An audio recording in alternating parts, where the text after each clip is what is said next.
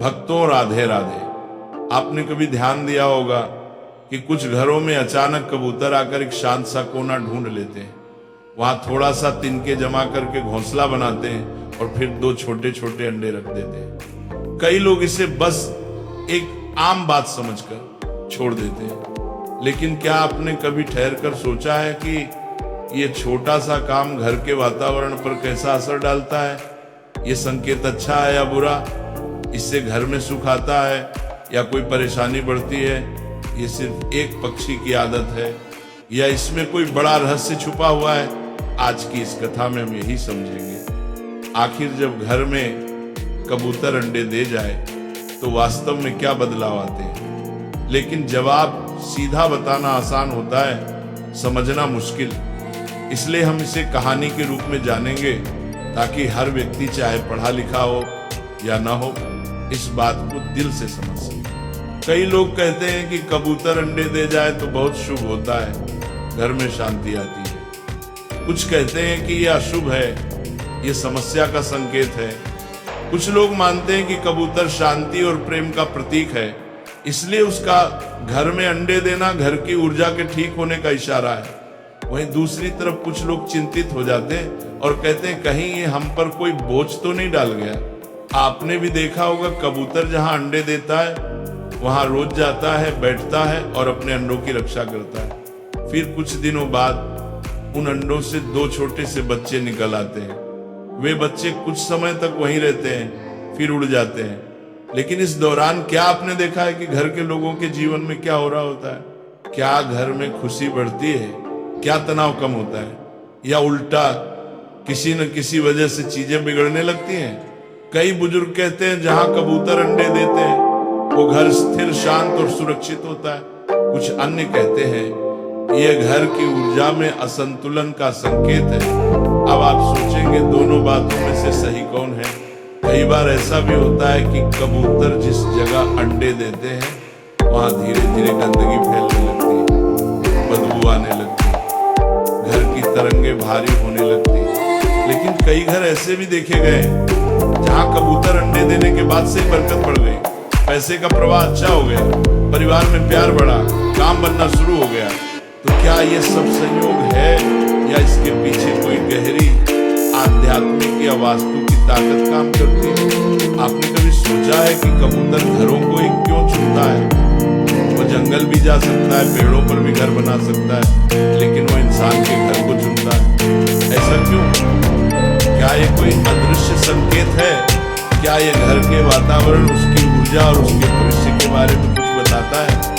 कुछ लोग कहते हैं कि जब कबूतर बार बार आपके घर आ रहा है तो इसका मतलब है कि आपका घर शांत है, सुरक्षित है और वहां की हवा उसी पसंद है, यानी घर की तरंगे सकारात्मक है। लेकिन जब वही कबूतर अंडे देकर चला जाए, उसके बाद लगातार घर में चिंता, तनाव या नुकसान होने लगे, तब मन में एक छोटा सा सवाल उठता है, आखिर ये क्या हो रहा है? क्या आपने कभी गौर किया है कि जब कबूतर अंडे दिए होते हैं तब आपके घर में कैसी घटनाएं घट रही होती हैं? कहीं परिवार में झगड़े बढ़ रहे हैं, कहीं पैसे का नुकसान हुआ, कहीं अचानक बीमारी आई, या फिर उल्टा घर में कोई खुशखबरी आई, नौकरी मिली, नया काम शुरू हुआ। इन सारी बातों को समझने के लिए कहानी बहुत जरूरी है। एक बार की बात है, हिमालय की ऊंचाई पर बसे शांत, पवित्र और दिव्य कैलाश पर्वत पर भगवान शिव गहन ध्यान में लीन थे। चारों ओर गहरी शांति थी। वातावरण इतना शांत था कि सिर्फ हवा की मंद आवाज और ध्यान की ऊर्जा का कंपन महसूस होता था। देवप्रताप की कोने की 12 के उसी समय आकाश मार्ग से अपनी वीणा बजाते हुए देवर्षि नारद कैलाश पर पहुंचे। नारद मुनि हमेशा हर लोक में घूमते रहते हैं और जहां भी कोई रहस्य या सवाल होता है वहां पहुंच जाते हैं। आज उनकी जिज्ञासा उन्हें सीधे भगवान शिव के पास ले आई। नारद जी शिव के चरणों में झुके और विनम्रता से बोले, जय शिव शंभु, नमः शंभु। हे देवाधिदेव, आज मैं आपके पास एक विशेष प्रश्न लेकर आया हूँ। भगवान शिव ने धीरे धीरे नेत्र खोले, उन्होंने नारद जी की ओर देखा और शांत स्वर में कहा, देवर्षि आपका स्वागत स्वागत है, कहिए आप कौन सी जिज्ञासा लेकर आए हैं? नारद जी बोले, भगवान, मैं जब पृथ्वी लोक में भ्रमण कर रहा था तब मैंने अनेक घरों में एक विशेष बात देखी। कुछ घरों में कबूतर आते हैं, घोंसला बनाते हैं और फिर अंडे देते हैं। वहां रहकर कुछ दिन तक अपने बच्चों की देखभाल करते हैं। लेकिन कुछ लोगों का कहना है कि जहां कबूतर अंडे देते हैं वहां दरिद्रता आ जाती है। कुछ कहते हैं कि वहां अशुभ ऊर्जा का वास हो जाता है, और कुछ कहते हैं कि वह घर पवित्र और शांत हो जाता है। तो हे भोलेनाथ, मेरी जिज्ञासा यही है कि जिस घर में कबूतर आते हैं और अंडे देते हैं, उस घर में वास्तव में क्या होता है? क्या यह शुभ है या अशुभ? इसका वास्तु और ज्योतिष से क्या संबंध है? भगवान शिव मुस्कुराए और बोले, नारद, आपने आज संपूर्ण मानव जाति के लिए एक अत्यंत महत्वपूर्ण प्रश्न किया है। यह प्रश्न केवल पक्षियों से जुड़ा नहीं है, बल्कि यह उस घर की ऊर्जा, उसकी गति और उसमें रहने वाले लोगों के जीवन पर गहरा असर डालता है। नारद जी ने फिर कहा, भगवान, मैं जानता हूं कि इस प्रश्न का उत्तर साधारण नहीं है, लेकिन मैं चाहता हूं कि आप मुझे विस्तार से समझाएं कि कबूतरों का घर में आना, अंडे देना और फिर चले जाना, इसका गहरा रहस्य क्या है? क्या इसका सीधा संबंध हमारे कर्मों से है या हमारे घर की स्थिति से? क्या ये आने वाली घटनाओं का संकेत देता है? क्या ये चेतावनी है या वरदान? भगवान शिव थोड़े गंभीर हो गए और बोले, देवर्षि, इसका उत्तर मैं आपको सीधे शब्दों में नहीं दूंगा, क्योंकि ये केवल एक पक्षी के आने जाने की बात नहीं है। इसके पीछे जीवन के कई संकेत छुपे हुए हैं जो हर गृहस्थ के जीवन को प्रभावित करते हैं। मैं आपको एक कथा के माध्यम से इस प्रश्न का उत्तर दूंगा, क्योंकि बिना कथा के इसका भाव और गहराई समझना कठिन होगा। लेकिन उससे पहले मैं आपको कुछ बातें समझाना चाहता हूँ। नारद जी ध्यानपूर्वक भगवान शिव की ओर देख रहे हैं। भगवान शिव आगे बोले, देवर्षि, जब कोई पक्षी, विशेष रूप से कबूतर, किसी घर में आता है और अंडे देता है, तो उस स्थान की ऊर्जा को महसूस करके ही वहां ठहरता है। ये कोई संयोग नहीं होता। घर की दिशा, उसमें बहने वाली हवा, वहां की नमी, ध्वनि और कंपन, ये सब किसी जीव को आकर्षित करते हैं, और जब वह जीव वहां अंडे देता है तो वो उस ऊर्जा के साथ जुड़ जाता है। नारद जी ने सहमति में सिर हिलाया और कहा, तो इसका अर्थ ये हुआ कि कबूतर का अंडा देना सिर्फ एक प्राकृतिक प्रक्रिया नहीं, बल्कि ऊर्जा का संकेत है। भगवान शिव बोले, बिल्कुल देवर्षि, परंतु ये ऊर्जा सकारात्मक है या नकारात्मक, इसका निर्धारण कई बातों पर निर्भर करता है, जैसे उस घर के लोगों का व्यवहार, उनका सोचने का तरीका, उनका कर्म और उनके घर की वास्तु स्थिति। नारद जी की उत्सुकता अब और बढ़ गई थी। उन्होंने पूछा, भगवान, क्या यह भी संभव है कि किसी घर में अगर नकारात्मक ऊर्जा हो तो कबूतर वहां अंडे देने नहीं आते, या यदि वे आ जाए तो उनके अंडे देना किसी प्रकार की चेतावनी हो? भगवान शिव बोले, यह भी संभव है, लेकिन हर स्थिति में अर्थ अलग होता है। इसीलिए मैं आपको ये सब एक कथा के माध्यम से विस्तार से समझाऊंगा। कथा के माध्यम से मैं आपको यह भी बताऊंगा कि कबूतरों का घर में आना किस प्रकार जीवन की दिशा को बदल सकता है, कभी शुभ तो कभी अशुभ। नारद जी बोले, भगवान, मैं आपकी कथा सुनने को पूरी तरह तैयार हूं। कृपया मुझे वह ज्ञान दे जिससे मैं इस रहस्य को पूर्ण रूप से समझ सकूं और आगे जाकर इसे लोकहित में बांट सकूं। भगवान शिव बोले, देवर्षि, कथा आरंभ करने से पहले मैं चाहता हूं कि आप इस विषय को गहराई से समझने के लिए अपना मन एकाग्र करें, क्योंकि यह केवल कहानी नहीं होगी, यह जीवन के उन संकेतों का ज्ञान है जिसे लोग अक्सर अनदेखा कर देते हैं। नारद जी ने मुस्कुराकर कहा, भगवान, मैं तैयार हूं, आप जो उचित समझे कृपया वह कथा आरंभ कीजिए। बहुत समय पहले की बात है। उत्तर भारत के एक छोटे से गांव में एक गरीब किसान रहता था। नाम था रघुनाथ। रघुनाथ का जीवन बहुत ही साधारण था। वह मिट्टी का बना हुआ छोटा सा घर, टूटी फूटी चारपाई, एक पुराना चूल्हा और 2 समय की रोटी के लिए खेत में मेहनत करने वाला इंसान था। उसके पास ना ज्यादा जमीन थी, ना जानवर, ना कोई बड़ी कमाई, बस एक छोटी सी झोपड़ी और अपने भाग्य पर भरोसा। उसकी पत्नी सरला बहुत मेहनती थी और उसके 2 छोटे छोटे बच्चे थे, एक बेटा और एक बेटी। रघुनाथ का दिन सूरज उगने से पहले शुरू होता था और शाम को अंधेरा होते ही खत्म हो जाता था। वह खेतों में काम करता, बीज बोता, जुताई करता, लेकिन उसकी जिंदगी में कभी भी बरकत नहीं आई। जब भी कुछ अच्छा होने लगता कोई ना कोई परेशानी जरूर आ जाती।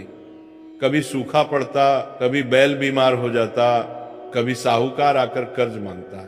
लेकिन एक बात खास थी, रघुनाथ बहुत ईमानदार और शुद्ध मन वाला इंसान था। वह कभी किसी का बुरा नहीं सोचता था। हर दिन सुबह सुबह वह अपने घर के बाहर तुलसी के पास दिया जलाता और भगवान से यही प्रार्थना करता, हे ऊपर वाले, मुझे बस इतना दे दे कि मेरे बच्चों को भूखा ना सोना पड़े। एक दिन की बात है, गर्मी के दिन थे। रघुनाथ खेत से लौटकर घर आया। उसने देखा कि घर की छत पर कोने की एक लकड़ी के बीम के पास कुछ सूखी टहनियां और पत्ते जमा है।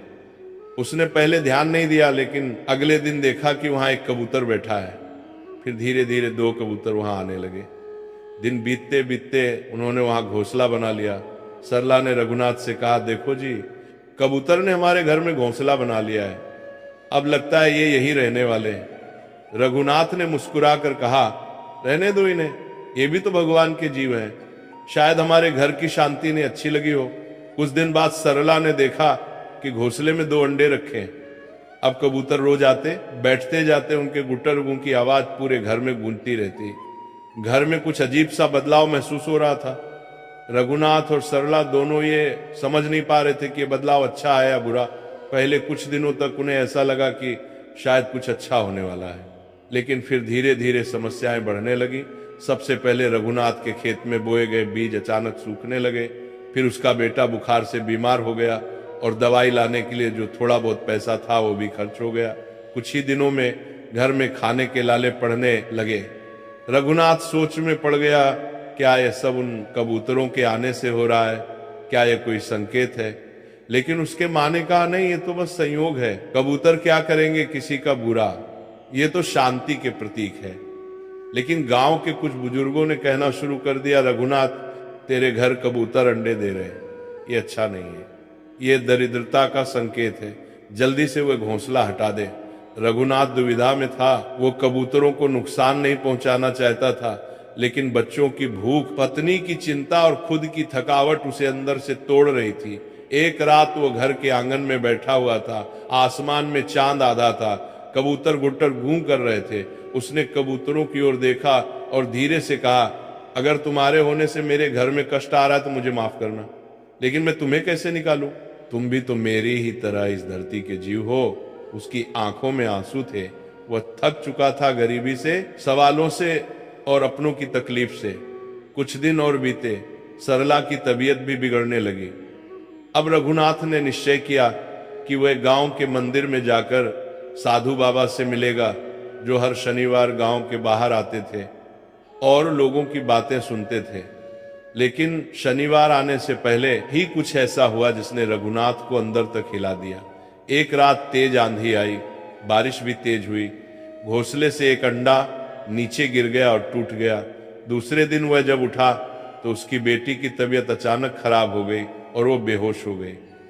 अब रघुनाथ ने तय कर लिया, अब और नहीं, अब मैं किसी ज्ञानी संत से जाकर पूछूंगा कि ये सब क्यों हो रहा है।